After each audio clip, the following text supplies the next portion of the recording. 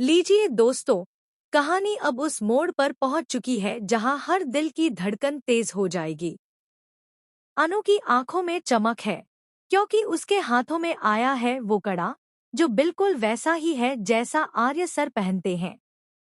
अनु जैसे ही कड़े को देखती है, उसके दिल में एक ही बात गूंजती है। इसका मतलब आर्य सर यही है, और मैं उनसे मिलने से बस कुछ ही कदम दूर हूँ। माता रानी के दरबार में घंटियों की आवाज गूंज रही है। हवा में अगरबत्ती की महक फैली है और भीड़ में अनु बेचैन होकर इधर-उधर देख रही है। घड़ी की टिक-टिक बता रही है कि 24 घंटे अब लगभग पूरे होने को हैं। और तभी भीड़ के बीच से धीमे-धीमे आर्या की परछाई सामने आती है। आर्या और अनु की मुलाकात। अनु जैसे ही आर्य को देखती है, उसकी आंखों में आंसू छलक जाते हैं। उसका दिल कह उठता है कि ये मुलाकात कोई इत्तेफाक नहीं, बल्कि माता रानी की मर्जी है। आर्या भी अनु को देखता है, हैरान, चकित, और जैसे किसी पल के लिए उसकी सांसें थम जाती हैं। वो सोचता है, क्या ये सच है? क्या अनु मेरे सामने खड़ी है?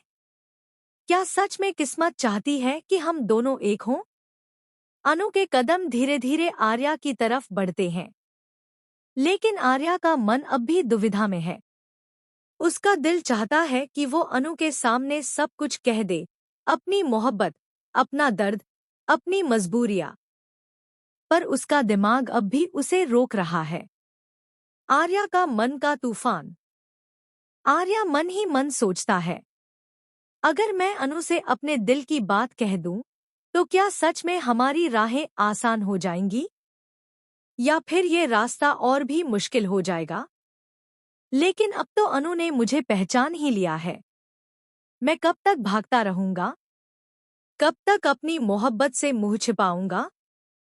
आर्या की आंखों में अनगिनत सवाल हैं, और अनु की आंखों में सिर्फ भरोसा।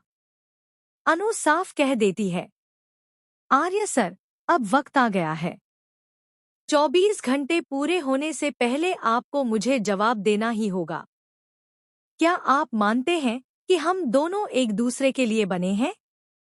जेंडे और मीरा की हार।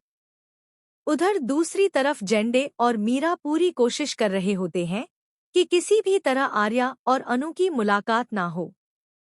वो भागते हुए लिफ्ट तक पहुंचते हैं, ताकि मंदिर पहुंचकर इस मिलन को रोक सकें। लेकिन किस्मत देखिए, जैसे ही दोनों लिफ्ट में घुसते हैं, अचानक बिजली चली जाती है और लिफ्ट बीच में ही फंस जाती है। फोन में नेटवर्क